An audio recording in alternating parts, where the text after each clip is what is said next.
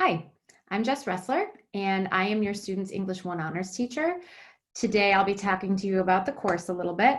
When they come in, this is the first thing they see, a screen that lays out the agenda as well as the targets for the day. The agenda talks about what we're doing. The targets talk about the skills that they should be getting from those activities. Basically, I want you to get a sense of what this course is about, what your child is doing most days, how they're being assessed, and the person assessing and working with them. In terms of the course, I know that the syllabus is available on the website as well as my Canvas page. The students received an abbreviated version of the syllabus, but it really boils down to the 4 skills that we work on every year in English: reading, writing, listening, speaking, presenting, and researching.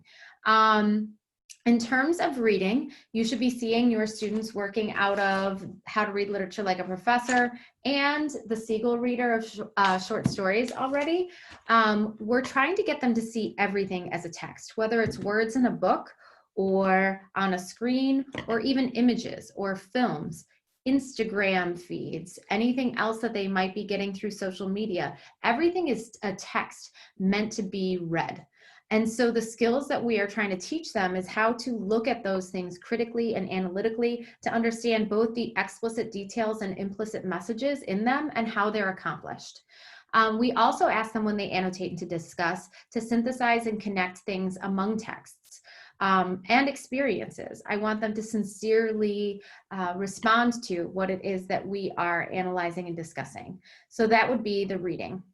In terms of writing, it is pretty lit analysis heavy. Freshman year is really important for laying the foundation for the next few years in terms of lit analysis. So we start in the first unit with really nailing down how to write an academic analytical thesis statement, and then with how to find textual evidence that supports that. We then move on to how to integrate that into your writing and thoroughly discuss and analyze that textual evidence to really prove the implicit argument in the thesis statement that they're making. By the end of the first unit, they should have a very solid single paragraph that they can write to do that, so that we can build on the single paragraph. And by the end of the year, they should be able to write a very good lit analysis multi-paragraph essay. That is not the only kind of writing that they're going to do this year, though. Already they've done numerous creative pieces in studying the techniques and structures and devices that other authors use. We ask students to use those as a model and emulate many of their techniques in order to find their own voice and make their creative writing stronger. So for example, your students are currently working on a paragraph called The Things a Classmate Carries, after having read Tim O'Brien's short story, The Things They Carry, that talks about the literal and figurative weight that these soldiers in Vietnam carried. They then emulated many of those same devices and techniques to write about the literal and figurative things a classmate carries. So they do a good deal of creative writing as well. In terms of listening and speaking, this is something they have to do every day. Informally, we speak up in class. Your kids so far have been pretty good about speaking up, despite the fact that this is a virtual classroom, essentially. Listening is also a very important skill. They have to have a notebook in front of themselves every time we Zoom so that they can take notes on anything important that they might need to remember. We also talked about how to listen to other people without judgment, without trying to connect their own experiences or think about their own response, but really listen to the person and digest that first. So that's important. In terms of formal speaking, students will give a presentation in the 4th quarter over their research project. And then they will have small group discussions as well that are formal and informal. We also occasionally have graded discussions, which is basically grading their ability to thoroughly analyze and discuss literature in an academic way. In terms of research, they do some informal research along the way, asking them to connect what we're reading to something that we are experiencing in the real world, whether it's a reliable news source or just another reliable source for research, to connect what we're reading to what we're experiencing. But in the 4th quarter, again, they have a formal, bigger research project where they are asked to choose a social justice issue, research it, and turn it into a presentation. We have 4 units, which sounds like we would do 1 per quarter, but actually the first unit is the longest. We study how to write academically, how to annotate, and how to discuss short stories and this complementary resource or supplementary resource well into October. So they should be bringing home the Siegel Reader and How to Read Literature Like a Professor every day, and we'll be studying those short stories and writing a great deal about them. After that, we'll get into Romeo and Juliet, and we look at that through the lens of how it is universal. What is it that led those 2 teenagers to think and behave the way that they did? What outside influences in society, in their family, in their friends, in the institutions of which they are a part, that led them to their behaviors and decision making and their feelings. And then in the 3rd quarter, when we come back after winter break, we start with the archetypical hero journey, which they will never be able to unsee when they watch such films as Moana and Star Wars.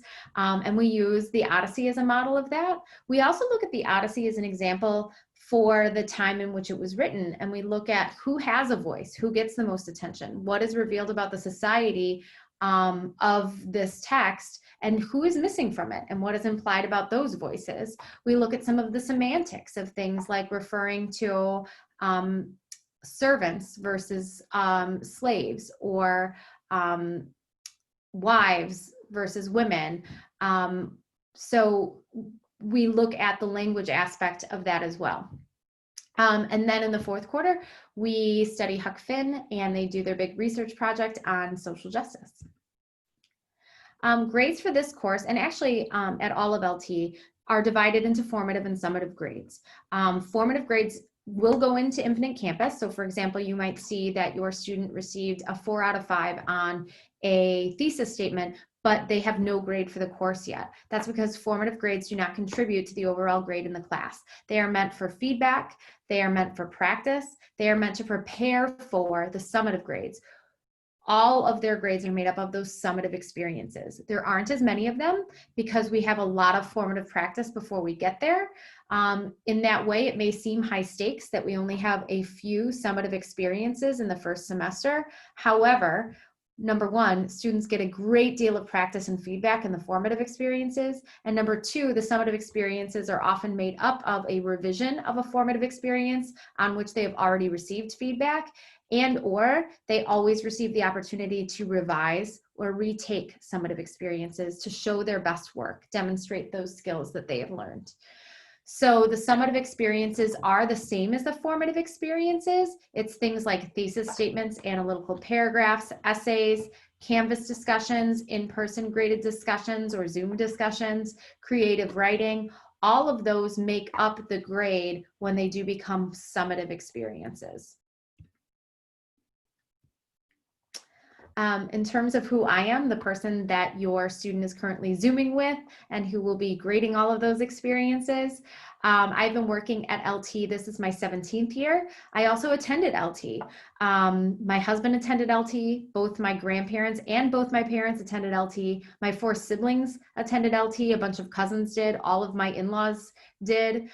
So I joke with the kids that I bleed gold and blue. And when I received my job at LT about 17 years ago, my grandparents came to dinner and sang the LT fight song at the dinner table.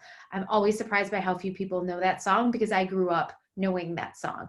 I share this information because when I say that I think LT is a great place, it's not because I'm a teacher who works here. It's because I would not live in this community and plan to send my daughter as a 4th generation LT student unless I thought that we have a pretty awesome community and a great school.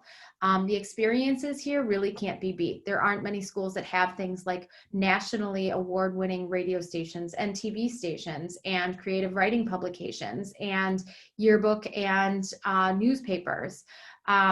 We have aviation where kids actually get time flying. We have a scuba class.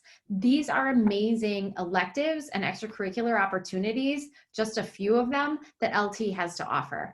On top of that, I think that we have a great community around our kids.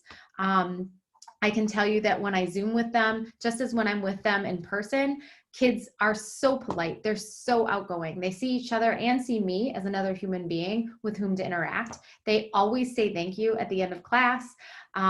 They say hello and goodbye to one another.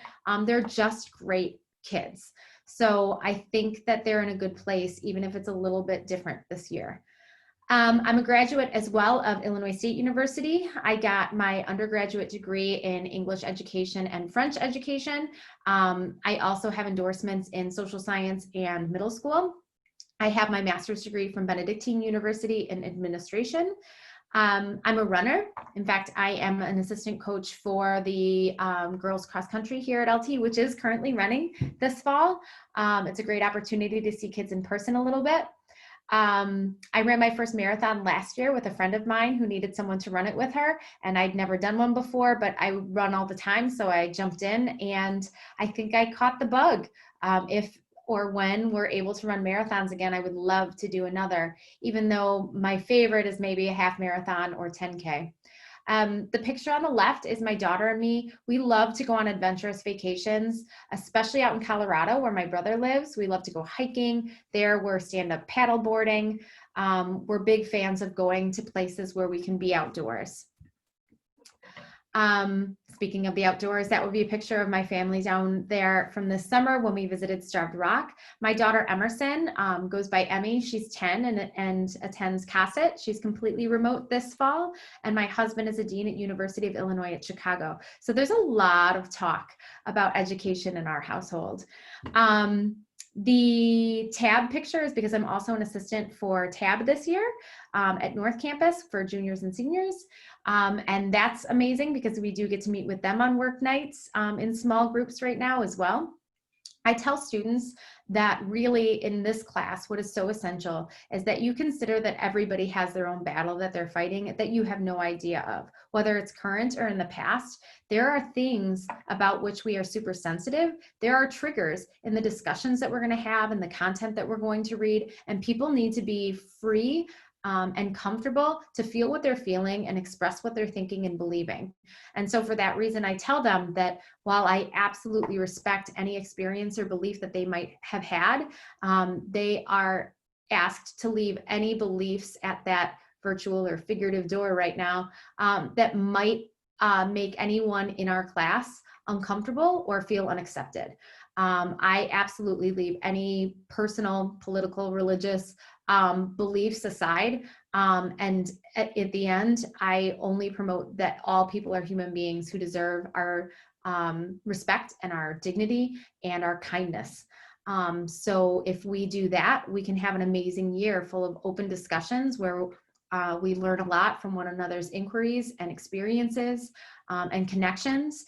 And so far, that's going so great. The kids are, despite being virtual, connecting, sharing, discussing, inquiring. And I think it's because we have so far this great, supportive, safe virtual space.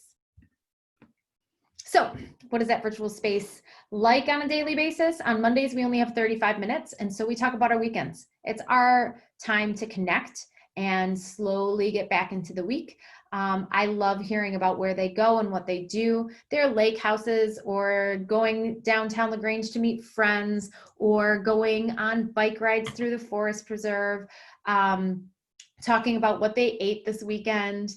When they're done talking about their weekends, we talk about the week ahead and or discuss any questions or issues they had with what was assigned the previous week. Tuesdays and Thursdays might seem long. I've talked to a lot of parents who live around me who are concerned that we have 75-minute periods, but I can tell you it goes really fast the way we break it up. I always start with a slide that gets them ready and asks them to chat while I check them in. The chat on Zoom is usually a prompt that leads us into a discussion, kind of warms us up for the day. It might seem totally social, but usually it has a purpose. So for example, on Thursday, we had Thirsty Thursday. I asked kids to come with one of their favorite drinks because my table is always covered in various drinks because I'm so afraid of not having enough caffeine or water or whatever it is. So in the chat, they were asked to use the figurative language that we have been studying to describe the drink that they chose so that we could then guess it and have them elaborate on it, which got us talking. But this was important as well because talking was a good chunk of the period. I paired them off with another classmate they had to interview and get some personal information about. So getting them talking and getting them opening up was important. What they were doing with that information from their peer, though, is writing a very creative paragraph that emulates the same techniques that Tim O'Brien uses in the things they carried to talk about the figurative and literal things that their classmate carries every day. And so we were also warming up with the figurative language there. So again, the chat, while it seems like something that's just busy work while people arrive in our Zoom room, is actually something that carries out in some way later that period. We then have some sort of large group discussion, mini lesson, get us set up for the day. They break off into small groups at some point, like they did the other day with their pairs, or sometimes it's with groups of 3 or 4, where they discuss or evaluate models or read or talk about what they annotated. And then we come back as a large group again to check in.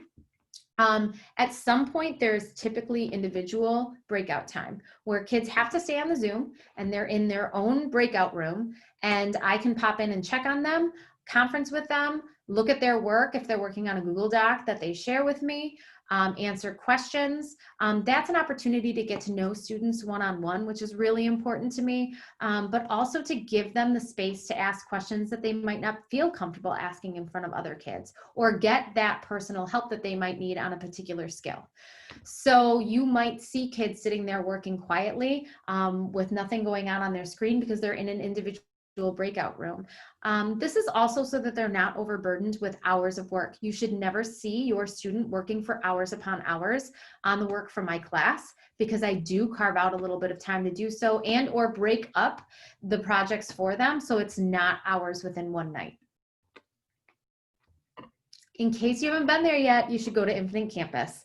Again, I know you have your own login. There's also an app. This tells you everything you need to know in terms of the work that students have done. Typically, I don't post ahead of time what they're going to do. It's only after we've graded and discussed it that I post it on Infinite Campus. And I would encourage you to look at both the formative and summative grades there. What I think is most important is Canvas. This is where they start every day. This is where they get the upcoming assignments, the models, the rubrics. This is where they submit their work. So I will bring you to the Canvas page because I know that parents can't access this really without their students. This is the English 1 Honors page. You can see at the top, the Zooms are always there, so they don't have to go looking for them. And then there's a calendar that tells them what skills we're going to be focused on that day, what activities that we're going to do, and what resources they might need if there's links there for those activities, and then what the homework is. That's not the homework due that day. It's the homework that they will be assigned that day, due whenever it says. And then there's always links there to anything they need. I don't delete anything from this so that kids can always go back and find resources that they need or anything that they may have missed or misplaced. Additionally, they can go to my modules page. There I post any really important resources like the writing resource, which they should be using all year. It's just a packet that gives directions and models for the kinds of writing that they're going to be doing. And then I give slideshows there so that if kids missed something, forgot about something, missed a class, the slideshows are there for them to see. We also work from assignments. This is where they submit all their work. Nothing's obviously handed in paper these days. And so kids submit them here, but they also get feedback here. And that's so important. It's either in the form of a rubric or comments or both. And so they should be looking here at the comments, especially on formative work, so that they can determine how to improve for the summative experience. We also occasionally work from discussions. This is where they're allowed to post something that they've been asked to think about or write about, but they get to see other people's responses so that they can play off one another. It's basically just an online discussion. Those would be the most important things on the Canvas page that kids will be working off of. So at home, you should see them starting on Canvas every day.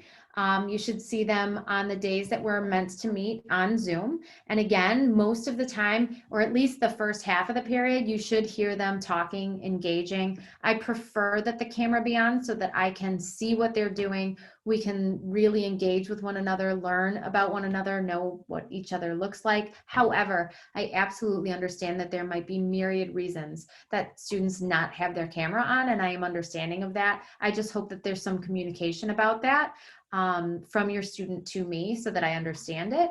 I will say that so far, almost the entire class participates with camera on almost the entire time, which is so nice because I do feel like the kids are getting to know one another that way.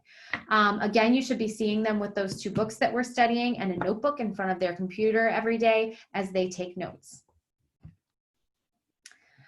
To wrap up, I just want to say I know that this year looks different. It's different for all of us, and change is difficult, especially this change. But if there's one thing that I've noticed, that's that adage that the more things change, the more they stay the same, still applies here. The kids are still the same kids. They're fun and they're goofy and they're curious and they're sensitive and they're empathic and they're intelligent and they're hardworking. They are interacting with one another and looking for interaction. They're asking questions. They're doing the work. All of those things are still the same. What's different is that we can't be face to face, but something that they're gaining there, that they're not getting in a traditional setting, is something that my husband and I have talked about with him in a higher education. If students decide after high school that they want a college or university experience, they will not be going to school every single day. They will not have bells that tell them when to go to their next class. They will have to figure out that time management that many of us don't figure out until adulthood, where they are asked to take on a project and divide their time to get it done in time. We certainly scaffold that experience a lot more right now in high school and online, but I think that they're getting it earlier than, say, other generations have. Not having to meet every single day and do small pieces of work. Having an online component is something that happens in adult life all of the time, and they have to figure that out. So not only do I feel like they're gaining many of the same skills and experiences that they would be getting in person, but I do also see some of the other things that they're gaining earlier than the rest of us did that's going to set them up for greater success later in life. Should you have any questions that I didn't answer or comments, please feel free to email me. I will always answer. And thank you for watching.